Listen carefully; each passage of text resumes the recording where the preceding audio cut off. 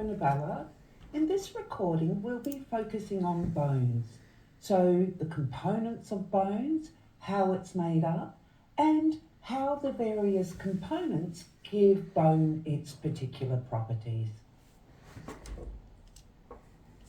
So, firstly, what is bone made of?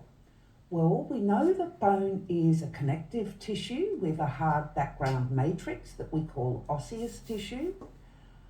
So like a normal connective tissue, we've got a large amount of matrix and we have a few cells that are widely separated. And in bone, like in cartilage, the cells in the bone matrix, like the cartilage cells in the cartilage matrix, live in little spaces called lacunae. So the bone is pretty much around 55% of crystallized mineral salts, so they form hydroxyapatite crystals, and about a third or just less than a third collagen or the fibrous protein collagen, and around 15% water. So the mineral salts are mainly calcium phosphate, but we've got calcium hydroxide, other ions included, and together they form these hydroxyapatite crystals that are very, very strong and very hard. So the collagen fibers, or the organic component of the bone matrix, then have these mineral salts embedded and incorporated into and between the collagen fibers. And when the mineral salts crystallize and harden, we refer to this as calcification or calcifying the bone. So the properties of bone are provided by the interaction of both the collagen fibers and the crystallized salts.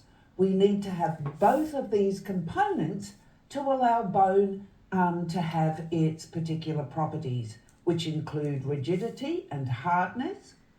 So this is provided by the presence of these hydroxyapatite crystals, and bone is able to resist compression forces because of the hardness of these crystallized mineral salts. Now, the collagen fibers that are present within the bone matrix give the bone some give and flexibility. So we can think of this as a comparison like putting the metal reinforcement rods in a concrete slab before we pour the concrete. So it gives it a little bit of give and bend without breaking. So another property of bone is that it has great tensile strength. The bone is very, very strong. And this comes from the presence of a lot of collagen fibers.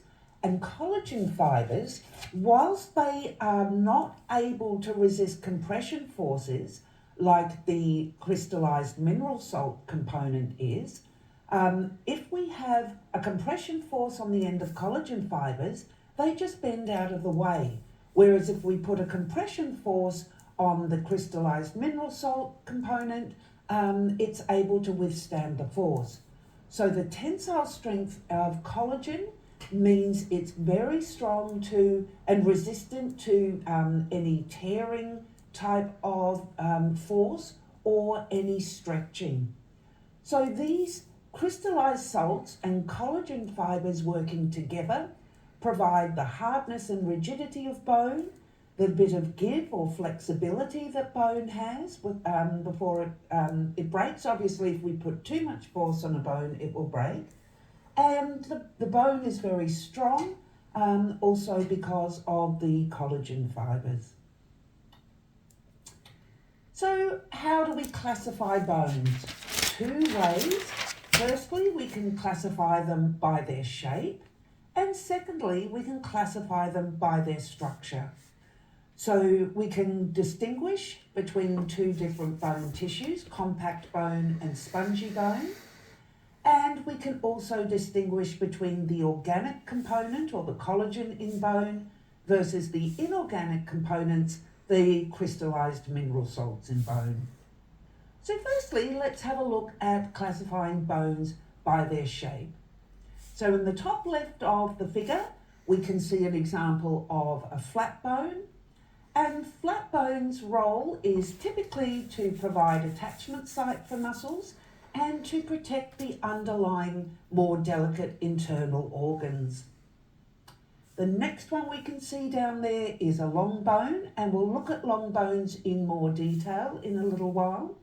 And long bones function as levers in the body, so when muscles pull on the bones, we can get movement or articulation occurring at joints to allow movement in the body. Sesamoid bones, a good example is the patella bone, are those ones that are formed within a tendon, and the role of sesamoid bones is to help protect the tendons by overcoming compression forces that are applied to them. Now, there's a range of different sesamoid bones that can be found within tendons in the human body. However, the one common one that we all seem to have is the patella. So the next type of bone is short bones, as we can see in the wrist there. So short bones provide a small amount of movement, but they provide stability and support at those joints. So the final one we've got here is an example of an irregular bone, a vertebra, and this typical role or function for irregular bones are to provide attachment sites for ligaments and also for muscles.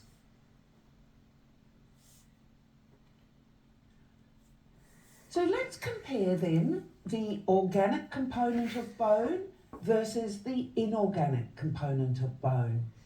So the organic component of bone is primarily collagen fibres, and collagen fibres' properties mean that the bone is going to gain great tensile strength.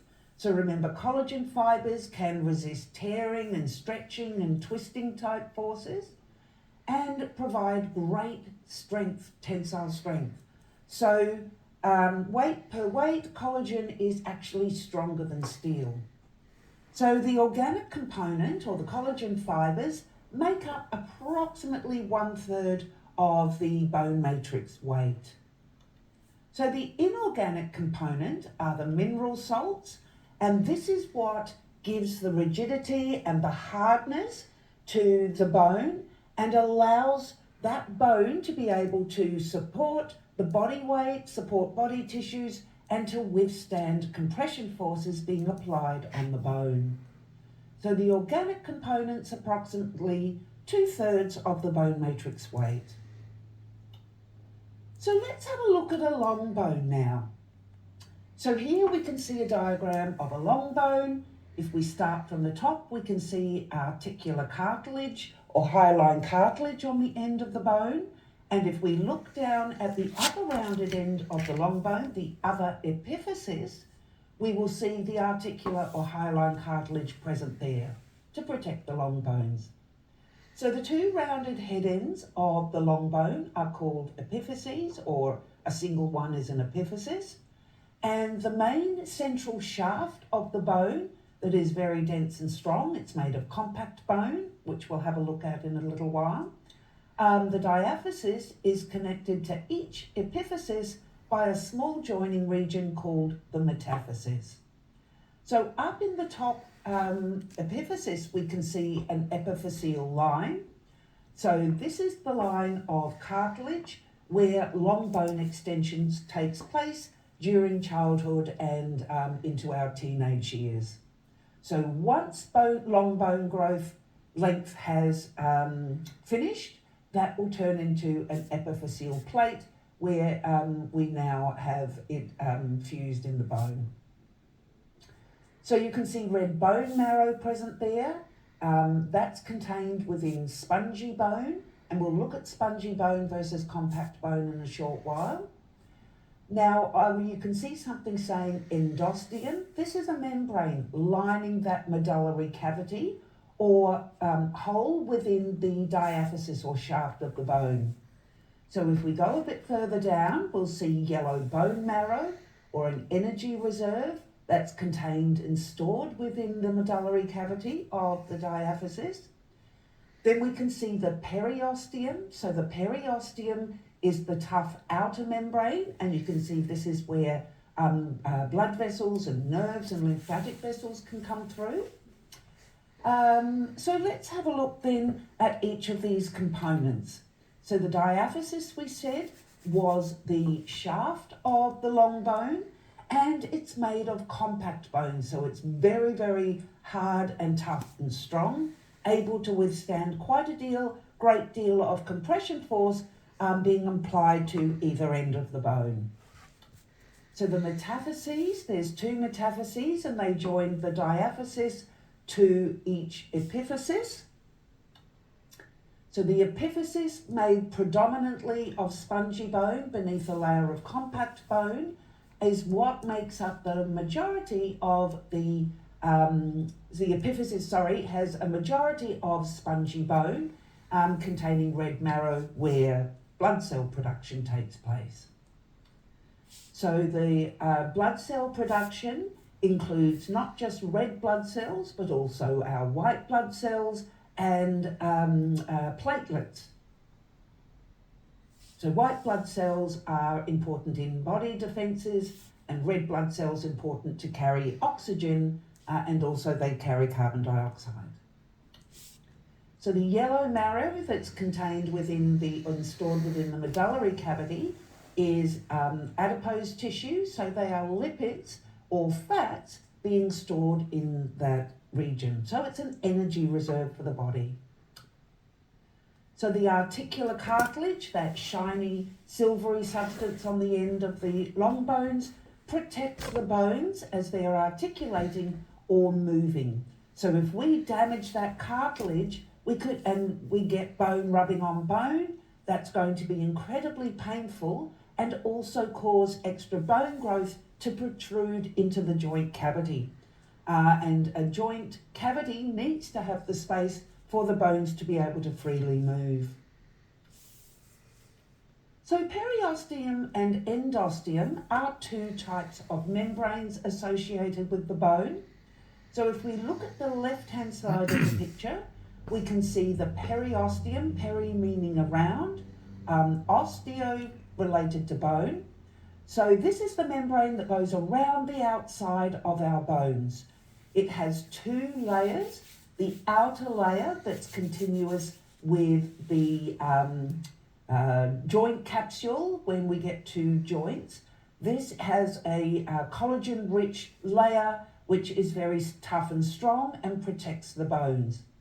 So the periosteum will allow nerves, lymphatic vessels and blood vessels to penetrate through to supply the bone. The inner layer of the periosteum we can see is a cellular layer. So this is where bone cells are going to be located to help with bone growth and bone repair. So the endosteum also has bone cells present. If we have a look at the right-hand side of the picture, we can see endosteum there covering spongy bone, but we also have it lining the medullary cavity, and this is also where we can get bone growth and bone repair occurring. Now, if we need to break down some bone because the body is low on calcium ions, then this will occur at the regions of the bone that have these cells, these bone building and bone breaking down cells. So let's have a look then at the type of bone cells that we find present within the bone matrix. So we've got 4 different types. The stem cells are called osteogenic cells or osteoprogenitor cells, and they produce osteoblasts.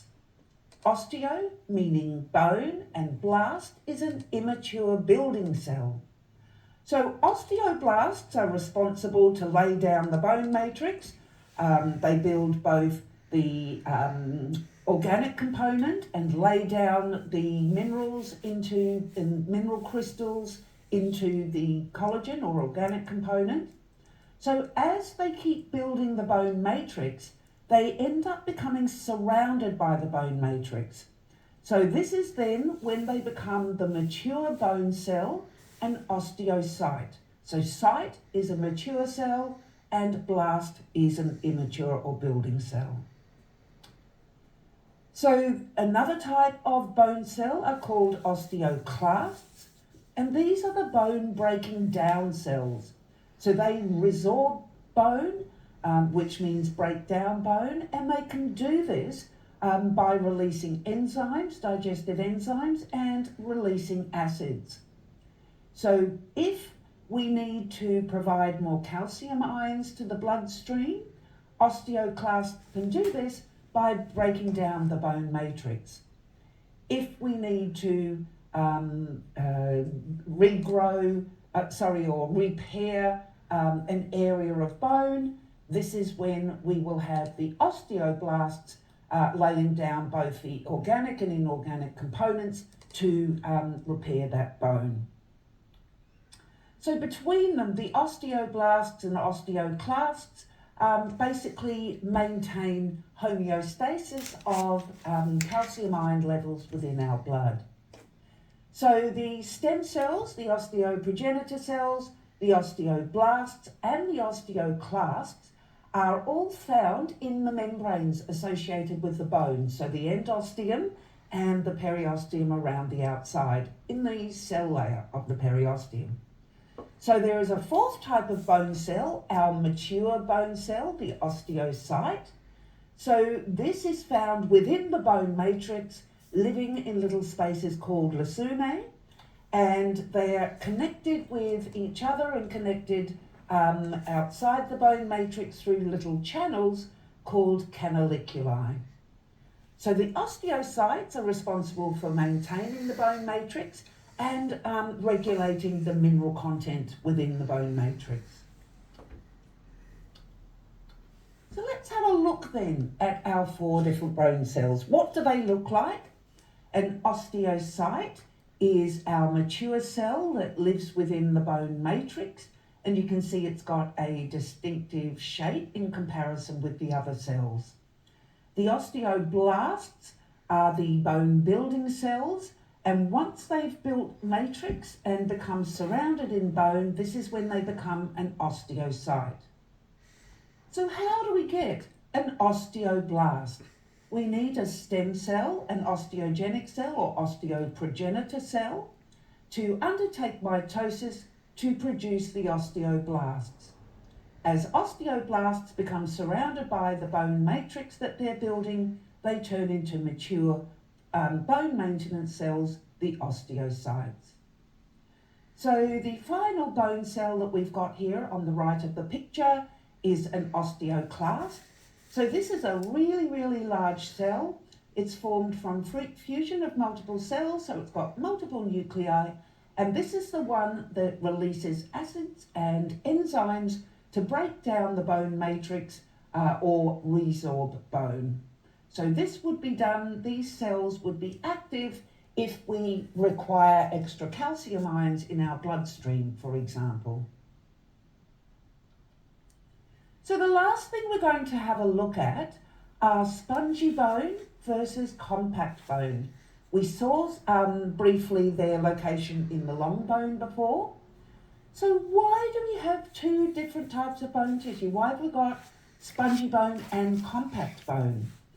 Well, because this is a really good combination, having some of each type of bone, because spongy bone is much more lightweight than compact bone. But compact bone, being very dense and strong and hard, is allowing the bone to withstand a great deal of compression forces and give it strength. So combining these two types of bones means that we can still get a very good strength and support and protection for underlying tissues from these bones, but they're going to be lighter than they would if the bone was all compact bone. So we don't really want to have the bone too heavy, because then we're going to have to use extra energy to contract the muscles to move those bones around. So it becomes the compact and spongy bone combination provides ideal strength and still allows us to support our body weight. The compact bone is very good at resisting compression forces, and we find this primarily in the diaphysis, or the shaft of a long bone. And the spongy bone in the epiphyses is subjected to forces being applied from slightly different angles. So spongy bone having trabeculae or struts going across at different angles allows it to help resist forces that are being applied at these different angles. But importantly, because spongy bone is a more lightweight structure than compact bone, we need less cell energy expended to allow movement in the body. So let's have a look then at these two types of bones and bone tissues, and have a look at where we find them, how the tissue is organised, and what are the major properties of compact and spongy bone. Firstly, compact bone. So here we can see a figure of compact bone. At the top, we've got a model version of it, and we've got a microscope picture down, or photo down the bottom. So as you can see, the compact bone is formed of repeating units called osteons. So osteons are these circular structures that are made from concentric lamellae. Concentric means these layers of matrix are put down in a circular formation. In the centre of each osteon, we have a space where our lymphatic vessels, our blood vessels, and nerves can penetrate through. So the arrangement of compact bone is in repeating osteons, and as they're running parallel, they're providing the maximum possible strength for that tissue. Where are they located, or where's compact bone located? If we have a look at the top left-hand side of the picture, we'll see the compact bone makes up the diaphysis or shaft of the long bone, and it provides an outer layer around the epiphyses to contain the spongy bone. So what are the major properties of compact bone? Because it's hard and dense, it's able to support body weight, and it's got great tensile strength and resists compression forces. So let's have a look then at the arrangement of spongy bone. So spongy bone, you can see is mainly found in the epiphyses and in the metaphyses of our long bones. And it's a completely different type of arrangement of bone. Here we don't have concentric lamellae. The lamellae form struts or trabeculae, and they're covered with endosteum, the membrane on the inside of the bone. So if we have a look at the main picture there, we can see the little holes called canaliculi. So these are openings through the endosteum that allow movement of substances into the bone cells, the osteocytes, that are located within the lacunae or spaces of the bone matrix. So what are the major properties of spongy bone? So spongy bone, because those trabeculae or struts go across the bone at different angles, it's able to resist forces that are being applied from different directions. But as we can see from the structure, it's not so dense as compact bone, so it's more lightweight, and it allows the bone to still have strength that's needed, but to be lighter and require less ATP for movement to occur. So now we can complete our table looking at spongy bone versus compact bone. So in compact bone, the tissue is arranged in osteons, whereas in spongy bone, it's arranged as struts or trabeculae. We find compact bone as the diaphysis or shaft of a long bone, and also the outside of a flat bone, but it also surrounds the spongy bone in the epiphyses. So compact bone located below the periosteum or the membrane surrounding the bones. In spongy bone, we also find it in the metaphyses, but primarily in the larger rounded ends of the bone, the epiphyses. So the major properties of compact bone is it's strong, hard, dense, it supports body weight, and it withstands compression forces, so forces that are being applied on either end of the bone tissue.